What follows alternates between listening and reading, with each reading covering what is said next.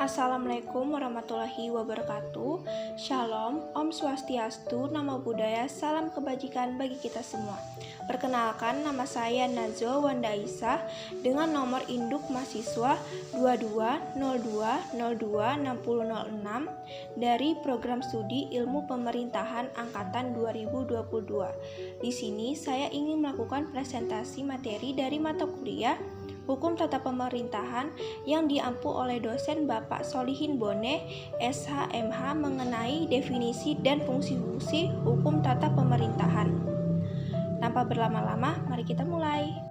Hukum merupakan gabungan dari keseluruhan aturan-aturan yang terdiri atas norma-norma ataupun sanksi-sanksi yang telah diketahui keberadaannya oleh pemerintah untuk mengatur tingkah laku individu maupun kelompok.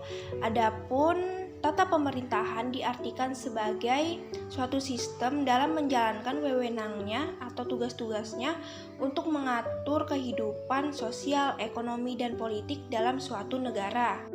Dari kedua definisi tadi dapat disimpulkan bahwa hukum tata pemerintahan merupakan aturan yang mengatur tingkah laku atau perbuatan pemerintah dalam menyelenggarakan urusan pemerintahan guna meningkatkan kesejahteraan masyarakat dan kepentingan negara. Acuan utama dalam bernegara selalu diletakkan pada sebuah konstitusi atau biasanya juga disebut dengan istilah hukum dasar atau undang-undang dasar. Dengan diaturnya konsep bernegara dalam sebuah konstitusi ini memberikan pembatasan terhadap kekuasaan negara berupa landasan-landasan penyelenggaraan negara, kehidupan berbangsa dan bernegara melalui sebuah pengaturan untuk mengatur tatanan penyelenggaraan pemerintahannya. Adapun fungsi-fungsi dari hukum tata pemerintahan itu sendiri yaitu fungsi regulasi, fungsi pengerahan, fungsi pengawasan, fungsi perlindungan, dan yang terakhir fungsi pemberdayaan yang akan kita bahas satu persatu. Yang pertama, fungsi regulasi.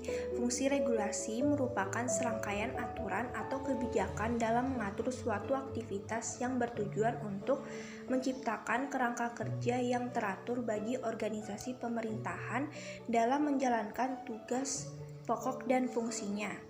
Hal ini penting untuk mencegah penyalahgunaan kekuasaan dan memastikan bahwa setiap lembaga bertanggung jawab atas tindakan dan keputusannya. Selain itu, fungsi ini bertujuan untuk melindungi hak-hak dan kepentingan masyarakat baik dalam hal akses terhadap layanan publik maupun dalam melindungi masyarakat dari tindakan yang merugikan dari pihak pemerintah. Yang kedua, fungsi pengerahan. Fungsi pengerahan merupakan fungsi yang memastikan bahwa kebijakan yang telah ditetapkan oleh pemerintahan itu dapat dijalankan secara efektif dengan mengkoordinasikan berbagai kegiatan atau inisiatif yang dilakukan oleh berbagai organisasi pemerintahan. Ini memastikan bahwa semua pihak terlibat bekerja secara bersama-sama dan sejalan dalam mencapai tujuan-tujuan yang telah ditetapkan. Melalui pengerahan ini, pemerintah dapat mengerahkan upaya dan sumber daya manusia yang tersedia ke arah pencapaian tujuan-tujuan yang telah ditetapkan dalam berbagai bidang, seperti bidang ekonomi, sosial, politik, maupun bidang lingkungan. Fungsi yang ketiga yaitu fungsi pengawasan. Fungsi pengawasan merupakan fungsi yang memastikan bahwa lembaga pemerintahan akan bertanggung jawab atas tindakannya atau keputusan mereka. Melalui mekanisme pengawasan kinerja, pemerintah dapat dievaluasi secara objektif dan jika ditemukan sebuah pelanggaran, pemerintah harus bertanggung jawab atas tindakan tersebut. Pengawasan membantu mencegah penyalahgunaan kekuasaan oleh pejabat-pejabat pemerintahan atau lembaga pemerintah.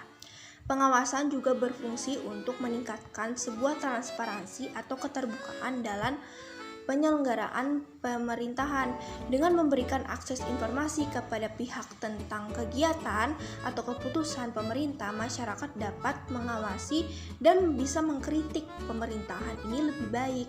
Yang keempat, fungsi perlindungan. Fungsi perlindungan merupakan fungsi yang memberikan perlindungan terhadap hak asasi manusia dari sebuah pelanggaran-pelanggaran oleh pemerintah seperti kebebasan berpendapat, hak atas keadilan, hak privasi, partisipasi atau hak-hak lainnya yang dijamin oleh konstitusi.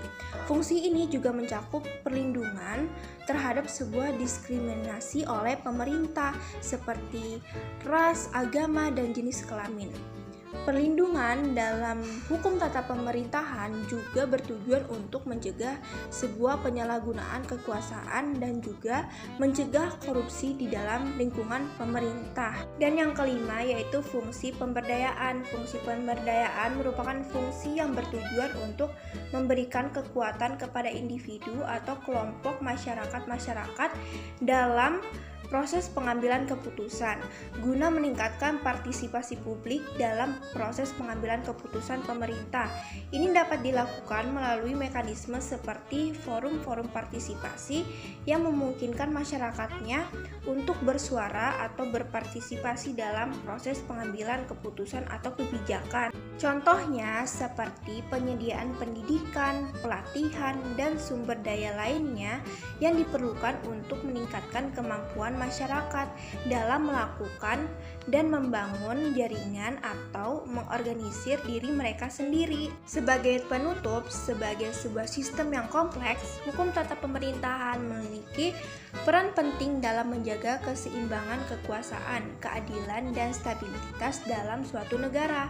Melalui fungsi-fungsinya dapat dipahami bahwa hukum tata pemerintahan tidak hanya memastikan bahwa pemerintah itu bertindak sesuai dengan prinsip-prinsip demokrasi dan supremasi hukum, melainkan melindungi hak asasi manusia, mencegah penyalahgunaan kekuasaan atau korupsi, dan menciptakan kerangka kerja yang teratur dalam pemerintahan.